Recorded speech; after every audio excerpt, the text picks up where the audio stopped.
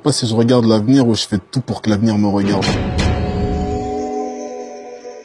Je veux niquer le game, c'est ce que tu me disais il y a 3-4 ans, au moment de batterie faible. Tu faisais de cette phrase ta principale motivation. Qu'en est-il aujourd'hui, quand on fait le bilan 3 ans après? C'était plus dans le délire de atteindre l'excellence, plutôt que niquer le game, niquer les rappeurs, c'est pas ça, c'est plus me dépasser en fait. Et ça va, je suis content, j'arrive à me dépasser, plus le temps passe, plus je me dépasse encore plus. Et ouais, c'est kiffant. Comment passes-tu de ipséité, qui veut dire rester soi-même malgré tous les changements qui peuvent arriver dans nos vies, Ouais. à l'ithopédion, qui lui symbolise un fœtus qui n'est pas arrivé à terme et qui se retrouve calcifié? C'est un parcours psychologique, dans le sens où tu accèdes au succès et pour pouvoir résister, tu dois faire preuve de maturité envers toi-même. Après, qu'est-ce qui se passe? C'est que en développant cette maturité, tu vas te sentir seul, comme un lithopédion, c'est-à-dire je me sens plus mort dans un corps en vie. Et c'est ça que j'aimais bien, cette métaphore-là. Est-ce qu'il n'y a pas un lien même entre tous tes projets? Par exemple, imaginons qu'on est dans une salle d'attente, dans un hôpital. Là, t'as batterie faible. La batterie faible de ton téléphone qui t'ouvre un peu sur le reste du monde. Donc tu te retrouves face à toi-même, donc ipséité. Et là, au moment de passer chez le médecin ou en consultation, tu te rends compte que t'es un lithopédion. Et justement, t'es une âme qui se meurt dans un corps. Tu révèles pas mal de choses là, c'est bien ça. Je n'avais pas prévu ça. Ouais, c'est exactement ça. Tout est un peu prévu depuis le début, mais je laisse toujours des portes ouvertes à pas mal de choses. Mais comme je dis, j'ai une ligne directrice. Pour l'instant, je ne me suis pas trompé. Le seul truc qui a cassé ma vision, c'est l'arrivée de mon enfant, parce que je pensais pas que j'allais être père si tôt. Dans William, tu dis la vie, une condamnation, l'amour en est qu'une caution. T'es condamné à vivre parce que t'as pas choisi de naître. C'est pour ça que je dis que t'es condamné. C'est que c'est pas un choix. Et que du coup, comme t'es dans cette vie, pour moi, la seule façon d'en sortir, c'est l'amour. Quand je regarde l'amour que j'ai envers mon gosse, c'est ça qui me permet de sortir de ma propre vie, parce que j'ai l'impression qu'il y a une vie plus importante que la mienne. C'est dans ce sens-là que je dis que l'amour n'est qu'une caution, parce que quand j'ai mon enfant, je me sens plus condamné à vivre. Là, je peux vraiment profiter de la vie, profiter de lui par l'amour. On va remonter un peu ta vie pour comprendre d'où vient Damso. Très loin. T'es né à Kinshasa le 10 mai 1992. Quand ta mère était enceinte de toi, le Zaïre était en pleine guerre. Ouais, je me souviens très très bien. Il y avait les rebelles, ça tirait, il y avait des couvre-feux, il y avait pas mal de choses. Ici, ça paraît violent, mais quand t'es avec des millions de personnes et que c'est juste normal, ça devient normal, quoi, tu vois. Quand on nous avait pillés, quand on est parti ailleurs, c'était le game, quoi, tu vois. Mon père, il avait prévu un appartement, on arrivait. Voilà, c'était compliqué, on était blindés dans les chambres. Quand je suis arrivé ici, on me bloque à l'aéroport, c'est le game, tu vois. J'ai pas ce truc où ça me perturbe et ça devient un traumatisme. Ça m'a juste poussé à comprendre la réalité, en fait. Tu ne sais pas combien je t'aime. Perdre, c'est ma patrie, mais je ne... La vie, elle est juste ce qu'elle est. Elle est pas ni blanche, ni noire, ni rose. Elle est juste ce qu'elle est. Et ensuite, t'arrives en Belgique à l'âge de 9 ans et demi. Il était comment, Mini Dems, à ce moment-là? Il était gros et il était très souriant. Je souriais beaucoup. C'était un mec sympa. À l'époque, t'étais beaucoup solitaire aussi. T'étais vraiment replié sur toi-même. Ouais, j'étais le dernier de famille et j'avais des kiffs que les gens n'avaient pas. Déjà, j'aimais bien Internet, j'aimais bien les trucs différents, on va dire. Puis j'écrivais déjà aussi. Yes. Donc c'est ça qui faisait que je me retranchais beaucoup plus facilement. Puis j'ai toujours grandi avec des gens plus grands que moi. Je chopais des meufs beaucoup plus âgées que moi. Je traînais avec mes grands frères, donc forcément c'était pas la même chose. Je me sentais très seul dès que j'étais avec des gens de mon âge. Et je me sentais seul dans ma tête parce que j'avais des visions qui n'allaient pas avec celles des autres. Et ça, franchement, ça n'a pas changé, je t'avoue. Mais si je fais. T'as fait du basket aussi? Ouais, du basketball. Ouais. En haut niveau? C'était un très bon niveau quand même. J'étais très chaud. Ça, c'était ta première passion? Ouais, vraiment. J'étais tellement chaud que je devais aller même dans une école à l'internat, une des meilleures équipes en fait en Belgique. Mais forcément, vu que t'as moins d'heures d'études et que ma mère, c'était les études et les études, donc elle a refusé. Et puis à un moment donné, j'ai dit, tu sais quoi, j'en ai marre. Je tournais en rond et j'ai dit, je zappe. Mais ouais, j'étais chaud. J'étais vraiment chaud. Et après, tu t'es mis au rap, du coup? En fait, le basket, moi, j'étais chaud dedans parce que je maîtrisais vraiment. Mais le rap, je maîtrisais pas. Donc, du coup, j'ai continué. Et c'est quand j'ai commencé à vraiment maîtriser, comme moi, je l'entends, la maîtrise, que là, j'ai commencé à sortir des trucs. En 2006, t'as monté un groupe au PG avec ton ami d'enfance. Dolpha. Tout a commencé dans une bagarre. Je l'ai d'abord connu dans un terrain de basket. Et après, on a sympathisé. Il faisait des prods, en fait. Et moi, je faisais des prods. C'était au début, ça faisait peut-être 6 mois que j'en faisais. Lui, j'ai déjà quand même 1 an. Il avait un grand frère qui faisait des prods, donc il était plus chaud que moi, ça m'énervait. Et après, on s'est liés d'amitié. Et on est vraiment devenus proches quand il y a eu une bagarre dans un tram. Quand on est entré, il y avait un mec qui est venu avec un couteau, il voulait le menacer avec des potes. Je l'ai rentré dedans, il y a un autre pote qui a fui. qui a couru. Moi, je me souviendrai très très bien. Et là, on a commencé à se taper, les gens sont venus, on était deux, on a gagné, j'ai kiffé. Du coup, on est rentré chez lui, on s'est posé, on avait la haine, tu vois, parce qu'il était venu, donc on a commencé à se dire, bon voilà, il faut qu'on les rentre et tout ça. C'est là qu'on s'est vraiment liés d'amitié. Et tu te souviens un peu des premiers projets que vous avez fait ensemble on avait... il y a plus de 10 ans. Ouais, c'était des prods pas mal en fait. Maintenant que je réécoute mais c'était des prods un peu old school, un peu 50 et tout ça, tu vois. On a commencé, c'était des prods un peu très durs, très noirs, mais parfois il y a des trucs sympas pour les meufs. C'est pour ça que c'est original, parce que on avait ce côté dans les prods players pour les meufs et gangsters, parce que voilà, on était chaud, on venait d'affronter 3-4 mecs, tu vois. Mais c'était une belle époque. Et t'avais un surnom, MEVTR. MEVTR, meilleur d'entre vous tous réunis. On avait toujours ce délire de les Yormais en fait. Donc forcément, plus t'avais un blaze trop chaud. Donc, moi j'ai trouvé vraiment le blaze, meilleur d'entre vous tous réunis, vraiment, pour dire que je venais tous. Mais c'était plus dans ce délire-là, tu vois. Ça motive en fait de se donner des trucs comme ça, parce que si t'es le meilleur et que tu fais de la merde, quelqu'un d'autre va te dépasser. Limite, on peut même prendre ton blaze, tu vois. Donc tu dois vraiment être chaud. Et ensuite, en 2014, t'es retourné à Kinshasa pour faire des études. Ouais. Ça s'est pas passé comme prévu? Non, pas du tout d'ailleurs. C'est pas passé comme prévu.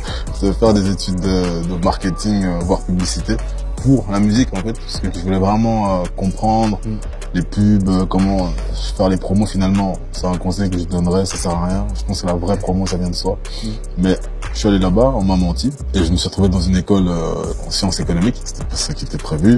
Donc je me suis dit là, je suis baisé. C'est pour ça que je suis revenu. Et quand je suis revenu, ça a été la galère. Ouais, c'est ça. T'es revenu du coup en Belgique, et là tu t'es retrouvé à la rue. Parce que forcément personne n'était d'accord avec mes choix. C'est tellement ambitieux que ça paraît un peu fou. T'as vraiment l'impression que le mec il a rien compris à la vie. Et je comprends, hein. J'avais jamais fait un truc qui prouvait que, j'avais jamais gardé un taf longtemps. Enfin, vraiment le mec c'est un glandeur, alors qu'en fait non. Parce que pendant que les gens pensaient que je glandais, moi je travaillais ma musique. Et moi j'avais dit il fallait 7 mois pour faire un album et vraiment péter. Je suis resté, je suis allé chercher du boulot, je dormais par-ci, par-là, parfois je dormais juste pas. Et c'est là que j'ai écrit des brouillards, à la gare centrale, dehors. Des brouillards jamais. Exutoire, j'ai écrit ça à l'équivalent du Pôle emploi chez vous, c'est le Forum chez nous. Gare centrale à la rue, j'étais locataire. Depuis je fais du sale, y'a plus de clémence. Pour d'être sobre, j'ai écrit aussi dans la def totale.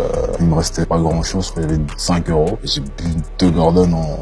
Tu sais que j'étais défoncé, j'étais dehors, et j'ai commencé à écrire. L'alcool pur dans les vaisseaux sanguins. Puis j'ai fini mon album, et là j'ai dit, là j'ai un truc là. Puis ça a été. Et c'était cette époque où, comme tu dis, t'avais 34 centimes sur ton compte et qu'il y avait personne. Ouais, c'était compliqué ça. Puis j'ai eu mon cousin, après, surtout lui qui m'a vraiment bien aidé.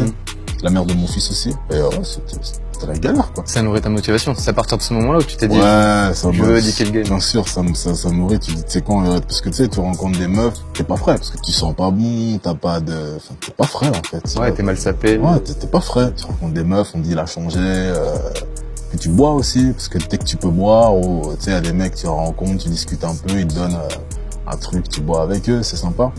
Et c'est là que tu deviens un peu crade.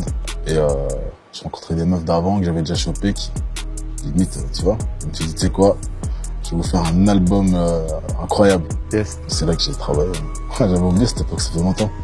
À partir de là, je passe aux choses sérieuses. Et là où personne n'était là, t'as rencontré Booba. Ouais. C'est là où vraiment les projecteurs sont tournés vers toi, en l'espace de 2 morceaux. Que dans la com, t'as lui montre que je lui donne. En fait, c'est kiffant, c'est très beau parce que je me dis, j'avais pas mal de gens autour de moi et c'est quelqu'un de mes amis qui, juste par l'oreille artistique, me dit, franchement, c'est lourd, on va travailler. Et ça, je trouve ça frais, en fait. C'est là où t'as eu une structure, du coup, t'as sorti Batterie Faible. Et ensuite, ça s'est hyper vite enchaîné aussi. T'as été pas mal productif. Ipsa a été 1 an après, en 2017. Mais j'ai toujours été productif à ce niveau-là de la musique. J'ai toujours écrit énormément. Ça étonne que ça fasse 3 albums en 2 ans, mais pour moi, c'est normal. Dès que je termine, je suis déjà dans l'autre, tu vois. 3 albums et beaucoup de disques de platine, du coup, entre Ipséité et Batterie Faible. Et justement, par rapport à Lithopédion, on en arrive aujourd'hui. L'album que tu sors, t'as écrit combien de morceaux? Pas forcément enregistré, mais combien de morceaux t'as écrit en tout? De textes, on va dire, d'idées? Je suis facilement à 200. Je suis peut-être même à 300, je pense. Plus. Sur celui-là, j'ai vraiment écrit des tonnes et des tonnes et des tonnes. Comment tu te débrouilles dans tout ça pour en tirer le meilleur? Mais ça a été plus rare. Dans cet album, les textes où c'était bon tout de suite, parce que je suis revenu tout le temps sur quasi tous les textes, sauf Julien. J'ai écrit blindé. Et après, j'ai synthétisé le même jour. Entre les guibolles d'une mineure, autant tirer. ces lèvres d'en bas sans attente de logo. Justement, Julien, c'est un titre fort de l'album qui m'a agréablement surpris. Comment est née cette idée? J'ai écouté la prod pendant 8 heures d'affilée, non-stop. J'avais pas d'inspi, j'avais pas de flow, j'avais rien du tout. Au bout de la 8e heure, j'ai commencé à voir le monde autrement. Vraiment, la prod, elle m'a parlé. J'ai commencé à voir les choses et j'ai commencé à les décrire. Puis je suis entré vraiment dans les tréfonds de l'humanité, des gens comment ils sont, la nature humaine. Et c'est là que je suis tombé sur la pédophilie parce que c'est le truc, en fait, pour moi, l'un des trucs les plus noirs de l'humanité. C'est-à-dire, c'est une attirance sexuelle envers des mineurs et tu nais comme ça, tu ne sais rien faire. Et qu'est-ce que tu fais? Donc c'est là que j'ai commencé à décrire. C'est vraiment un sujet, ce qu'on appelle un sujet tabou, en fait. Et c'est ça qui m'a intéressé. Et c'est ça que t'aimes bien faire aussi, prendre des sujets tabous et en parler vraiment comme un livre ouvert sur un miroir de la vie, parce que c'est une réalité aussi. Surtout, en fait, ça m'a inspiré parce que je me dis, je pense qu'en parler, c'est trouver une solution déjà, tu vois. Parce qu'on a des caméras, il y a pas mal de choses, la technologie a vraiment évolué, mais en fait, il y a un problème qui existe depuis je sais pas combien de temps, peut-être depuis la nuit des temps, mais qui n'est pas réglé. C'est fou quand même, tu vois. On fait des études pour le cancer, pour le sida, pour tellement de choses, mais ça, en fait, donc je me dis, c'est un truc, j'ai un gosse maintenant, c'est intéressant d'étudier le cas et de trouver des solutions plutôt que d'en faire un sujet tabou et de pas trouver de solution. Maintenant, je suis pas un expert, peut-être qu'on va me dire, non, Dems, en fait, si, il y a ça. Mais alors, il faut au moins les médiatiser, quoi. Dans Smog, ouais, qui est un titre fort de Lithopédion, yes. Tu dis, je finirai comme l'infinité. Et je finirai comme l'infinité. C'est-à-dire, quand tu vois l'infini, tu penses à quelque chose de fini, mais tu ne feras que découvrir si tu t'y intéresses. Et c'est ça que j'aime bien, j'ai envie que ça soit comme ça après ma mort. Et c'est là que finalement, je serai mort, mais je continuerai à vivre pour les gens, quoi. C'est ça qui m'intéresse plus. Et t'as une approche aussi de la vieillesse et de la vie et la mort assez particulière. Dans le morceau 60 années, tu portes un regard vers la mort à travers la vieillesse. Est-ce que ça, c'est quelque chose qui te fait peur, la mort, ou c'est quelque chose justement que t'appréhendes et que tu comprends? C'est vraiment pas la mort qui me fait peur, c'est le regret dans la propre vie. C'est ça qui m'effraie. La vie, c'est quoi? C'est tu travailles pour ne plus pouvoir travailler plus tard. La retraite. Mais pendant ce temps-là, quand tu travailles, tu charbonnes, tu te rends pas compte, le temps il passe, et quand tu dois prendre ta retraite, t'es trop vieux pour pouvoir faire des activités, tu te sens baisé, tu vois.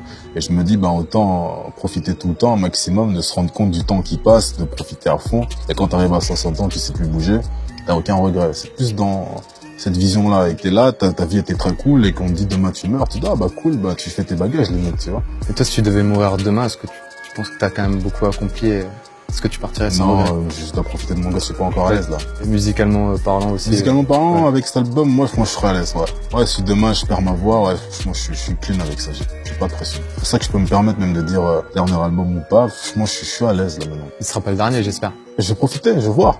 C'est même pas pour faire un suspense compliqué, non, c'est pas ça, c'est juste que je dois profiter, sinon ça a plus de sens. Ouais, c'est clair. Sinon, même quand je dis 60 années, ça a plus de sens, en fait. Comment tu vois ton avenir, toi? Je sais pas si je regarde l'avenir ou je fais tout pour que l'avenir me regarde. Et pour que l'avenir me regarde, il faut que je sois talentueux. Je dois être le meilleur pour que dans le futur, on ait besoin de moi.